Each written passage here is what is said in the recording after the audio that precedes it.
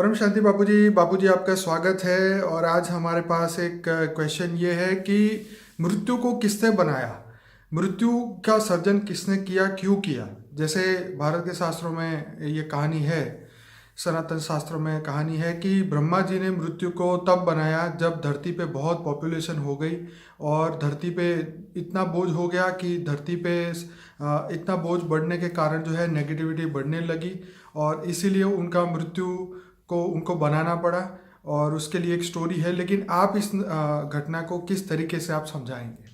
देखो, मैंने एक धरती कैसे बनी इस वीडियो में जो बताया है उसमें थोड़ा 2 मिनट में शॉर्ट बता दूं कि पहले ये ब्रह्मांड कैसे बना, उनकी कहानी सुनो। हर वीडियो में ज्यादातर मैं 1 मिनट में कह देता हूँ। ये ब्रह्मांड का मालिक शिव निराकार ने, शिव निराकार से शिव आकारी बना।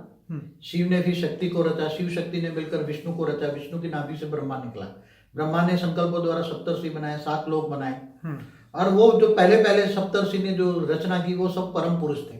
ठीक है। उसकी आत्मा परम प्रकाश की थी और उसकी बॉडी परम तत्वों की थी। परम वायु, परम अग्नि, परम तत्व थी।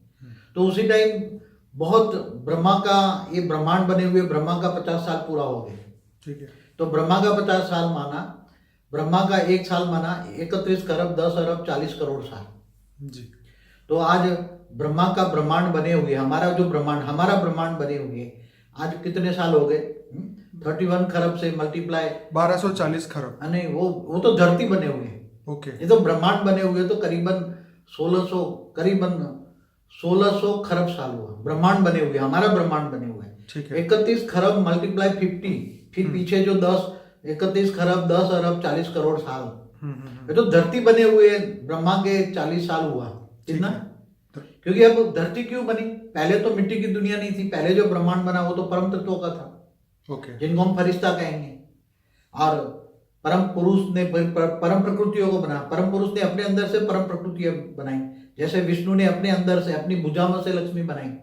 तो क्या ये स्टोरी सही है कि ब्रह्मा? हाँ, हमारा जो शास्त्रों में लिखी है क्रिएशन ऑफ ब्रह्मांड कैसे बना, शिव निराकारी से आकारी आकार, विष्णु कैसे बना, ब्रह्मा कैसे बना, वो सब कुछ एक्यूरेट है। मैंने अपने योग में जाकर पूरा स्पष्ट, इतने साल बैक जाकर मैंने योग में देखा है। तो बापूजी मृत्यु की बात करते हैं कि मृत्यु का हाँ, अभी मृत्यु आने से पहले तो परम तत्वों की दुनिया तो सुनो, पहले ऐसा मृत्यु था ही नहीं ना। ओके। क्या फरिश्ता मरेंगे? हाँ, ये तो बहुत बड़ा क्वेश्चन। फरिश्ता मरेंगे क्या? देवता पहले मरते थे? पहले के देवता, आज के देवता की बात नहीं करता। आज के देवता की तो आयु ब्रह्मा का 1 दिन है। कल प्रलय में देवता भी मर जाते हैं। सही बात। मगर जो फरिश्ता बने तो ब्रह्मा के 10 साल तक फरिश्ता से धीरे धीरे परम तत्वों की दुनिया बनती गई। ब्रह्मांड में परम तत्वों की दुनिया थी। ओके। और परम तत्वों की दुनिया से फिर धीरे धीरे 3 तत्वों में आए, आकाश, वायु और अग्नि। और फिर धीरे धीरे जिसको हम देवता कहेंगे, देवता 3 तत्वों में होते हैं। और उससे ऊपर जो विष्णु लोक से ऊपर जो होते हैं वो परम तत्वों की दुनिया होती है, वैकुंठ में। तो नीचे आते आते फिर मनुष्य बन गए ना। तो फिर ब्रह्मा ने धरती बनाई, हल्की सी धरती बनाई। तो पहले के और फिर सूर्य बनाया। सूर्य भी जो बना वो वैसे परम प्रकाश दे रहा था, परम अग्नि तत्व दे रहा था सूर्य जो बना। और सूर्य धरती के आसपास घूम रहा था। तो जो धरती बनी उस पर धीरे धीरे देवता नीचे गिरते आते गए। तो वो 3 तत्वों से 5 तत्वों में बने। अव्यक्त से व्यक्त में आए। क्या? अव्यक्त स्वरूप से व्यक्त में आए, सीधे 5 तत्वों में आते गए। तो मनुष्य बनते गए। मगर उसी टाइम भी जो मनुष्य बना ना, उसी टाइम भी मौत नहीं थी, मृत्यु नहीं थी। ओके। क्योंकि मृत्यु का सर्जन नहीं था। कहीं वो जब चाहे तो हल्का, देखो उसकी टाइम पर बॉडी का कॉम्बिनेशन क्या था, मनुष्य की बॉडी में भी कॉम्बिनेशन कैसे था। पहले जो फरिश्ता बना, जो परम पुरुष बना, परम प्रकृति, उसकी बॉडी 100% परम तत्वों की थी। परम आकाश, परम वायु, परम अग्नि।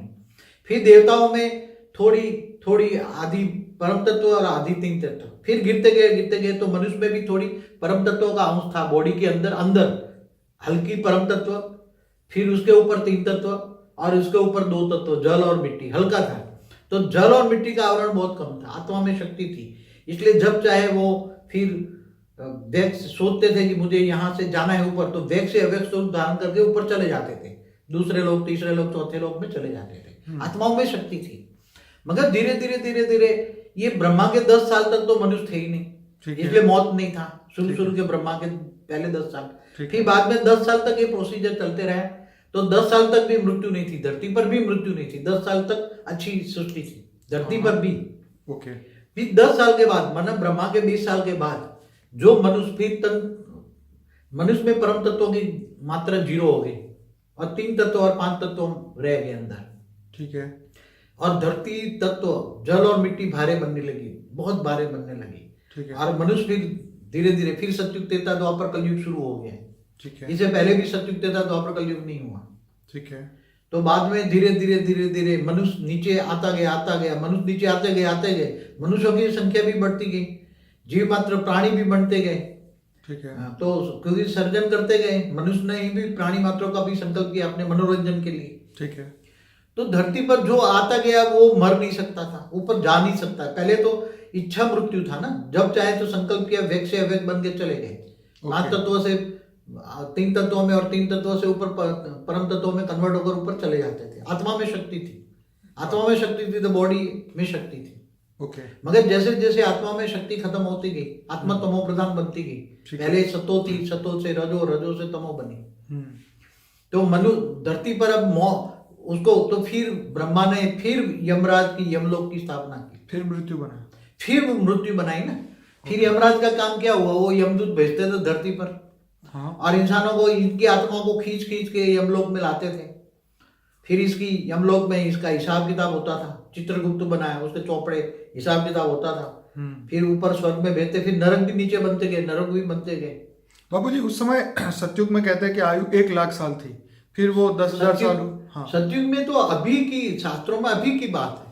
ठीक है। अभी का लाख जो सतयुग आ गया ना हमारा, समझ गया। हमारा तो अभी कलयुग है ना। अभी जो सतयुग में उसमें 1 लाख साल, मतलब इस चतुर्युग के अंदर जो सतयुग था, मतलब ये द्वापर और त्रेता से पहले जो सतयुग था, मैं उसी की बात कर रहा हूं। ऐसे 10 चतुर्युग घूमे उसकी बात नहीं है, सिर्फ इसी की बात है। सिर्फ ये पृथु राजा की कहानी अभी की है। हाँ हाँ हाँ। हमारे इस सतयुग की। हाँ, तो उन्होंने 40,000 साल राज किया और मनुष्य की आयु 1 लाख साल थी। माने कितनी बड़ी बात है, आज मनुष्य 100 साल नहीं जी सकता। तो उस समय 1 लाख साल भी, मतलब उसको भी आत्मा को शरीर से निकालने के लिए यमराज को नहीं आना नहीं हो। सतयुग में इच्छा मृत्यु के वरदान फिर भी था। अच्छा, सतयुग में जो आत्माएं थी उसको यमराज नहीं जानता था। यमराज तो त्रेता के अंत तक आने लगा, त्रेता के भी मिडल से। अच्छा अच्छा। आत्माएं गिरती तब से आने लगा। सतयुग में नहीं आता, यमराज का काम सतयुग में नहीं होता। हाँ, सतयुग में वहां वैकेशन होता है। जब धरती पर सतयुग होता है तब यमराज का वैकेशन होता है। क्या बात है। हाँ। तो अभी क्या काम कर रहे हैं क्या कलयुग में यमराज? अभी तो क्या है कि देखो, ये तो पुरानी कहानी है ना अभी। जो हमारी, देखो ब्रह्मांड हमेशा परिवर्तन होता है। ठीक है। हमेशा हर चीज परिवर्तन होती है। तो धीरे धीरे भी सतयुग त्रेता द्वापर कलयुग कितने घूम गए होंगे। आज ब्रह्मा के 30 साल माना, ब्रह्मा के 30 साल माना 31 खरब का 30 मल्टीप्लाई 30 करो तो फिर भी 930 खरब सालों में सतयुग त्रेता द्वापर कलयुग कितने घूम गए होंगे। 930 ट्रिलियन ईयर के अंदर। 930 ट्रिलियन नहीं, ये ट्रिलियन माना 10 खरब होता है। Okay. 9 trillion, 9.1 trillion. Okay, 9.1 trillion साल पहले की बात कर रहे हैं। 930 माना 9.3 ट्रिलियन। ओके, 930 खरब। આપણે ગુજરાત हिंदी रखो ना, ये इंग्लिश को छोड़ो, ये गड़बड़ ठीक है। करते हैं। ठीक है। इसको 930 खरब साल से ये सतयुग त्रेता द्वापर कलयुग धरती पर चलने लगा। ओके।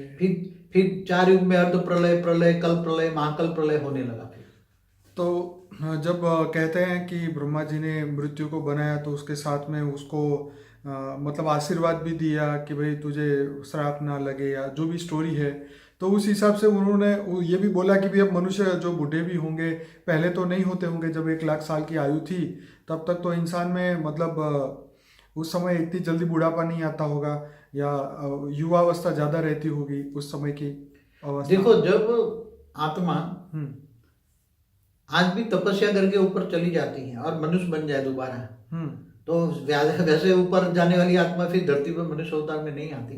ओके। तमो प्रधान आत्मा ही आती है। क्योंकि जिनको ऊपर का ज्ञान हो तो कोई मृत्यु लोक में आएगी कोई आत्मा। हाँ। मगर उसी टाइम पर भी धरती पर कई आत्माएं आ जाती थी, क्योंकि उसी टाइम आत्मा में शक्ति थी जी। फिर वो सोचती कहीं नहीं, जब चक्कर लगा के आप जैसे घूमने नहीं जाते कहीं पहाड़ों में, तो चलो धरती पर घूम के आ जाते हैं और फिर वापस आ जाएंगे। तो ऐसी तरह कई आत्माएं आती रही और यहाँ के मनुष्य बन गई, फिर वापस जा नहीं पाई। अच्छा बाबूजी, आपने ये भी बताया कि जब आत्माओं के अंदर जैसे जैसे धरती पे आके वो धरती भारी मतलब तत्व भारी होने लगे उसके शरीर के अंदर, तो उसके शरीर में उसकी मोह माया अटैचमेंट बढ़ने लगा, तो उस जब वो आत्मा मृत्यु के समय तक अपनी आत्मा को शरीर से छोड़ना नहीं चाहती, तब यमराज के दूत आके उसको खींच के बाहर लेके जाते थे, तो ये उनकी ड्यूटी थी। कई मनुष्य जाना चाहते थे कि मैं शरीर छोड़ के ऊपर जाऊं, हाँ, मगर वो आत्मा को कैसे निकालने उसका नॉलेज नहीं था उसी टाइम पे। ओके। इसलिए तो ऋषि मुनि फिर बाद में, ऋषि मुनि तो बाद में आए, बहुत बाद में आए ऋषि मुनि। हाँ, क्योंकि जो आत्मा शरीर छोड़ने के लिए चाहती थी कि मैं ऊपर जाऊं, मगर मैं ऊपर कैसे जाऊं, उसकी विधि किसी के पास थी नहीं, ज्ञान नहीं था। हाँ, शुरू में ओके, जब मनुष्य बना नया नया और ऊपर जा नहीं सकता था, ठीक है। तो फिर ऐसे तरह ऋषि मुनि होते थे, वो जंगलों में जाकर तपस्या करने लगे कि भी मुझे मोक्ष चाहिए, मोक्ष चाहिए। तो कई लोग कुंडलिनी जागरूक करने लगे, कोई ओम ये की तो ध्वनि सब करने बाबूजी अभी की बात है ना, अभी उस की नहीं, जमाने में मगर तो ऐसा कुछ होगा ही नहीं। शुरुआत उसी टाइम अलग अलग थियरी से हुई। ये तो आज की थियरी है। हो सकता है उस समय भी काफी उन्होंने चांस लिए हो, नई नई चीजें हो जो अभी शास्त्रों में भी ना लिखी हो, बहुत कुछ ऐसी घटनाएं होगी जो अभी शायद पता भी नहीं हो। शास्त्रों में तो बड़े रूप से लिखा हुआ है, मगर ज्यादातर तो दूसरे परात की कहानी है। तो आपका मतलब ये है कि जब सतयुग खत्म होता है, त्रेता शुरू होता है, तो जब मनुष्यों के अंदर भारीपन बढ़ता जाता है और वो जब अपने मोह वश जो शरीर को छोड़ना नहीं चाहते, तब मृत्यु का सर्जन करवाया गया, क्योंकि धरती पे बहुत बोझ बढ़ रहा था और धरती पे पूरा जो है स्टेबलाइज नहीं रह रही थी धरती। पहले तो यमराज यमदूतों को भेजकर उसकी आत्मा को खींच लेते थे, उसकी आत्मा को ही खींच लेते जबरदस्ती। हाँ। क्योंकि बीच चल तेरा टाइम पूरा हो गया, चल।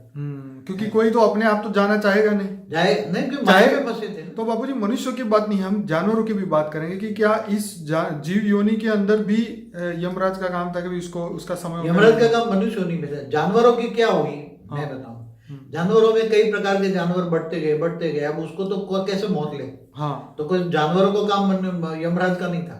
ओके। इसलिए फिर जो जानवर बढ़ गया ना, उसको खाने के लिए दूसरा जानवर बनाया। ओके, फिर वो तो उसको खा लेते थे। हाँ, फिर वो भी बढ़ गए, तो जो भी जानवर बढ़ गए थे उसको खाने के लिए दूसरा जानवर बनाया गया। फिर वो साइकिल बन गई, दूसरे को खाने के लिए तीसरा बनाया, तीसरे को खाने के लिए चौथा बनाया, चौथे को बनाया, पांचवा बनाया। ऐसे जानवरों की सर्जन होते गए अच्छे। तो मतलब आपका त्रेता के एंड में जाके जब मनुष्य, तब मृत्यु का शुरुआत हुई।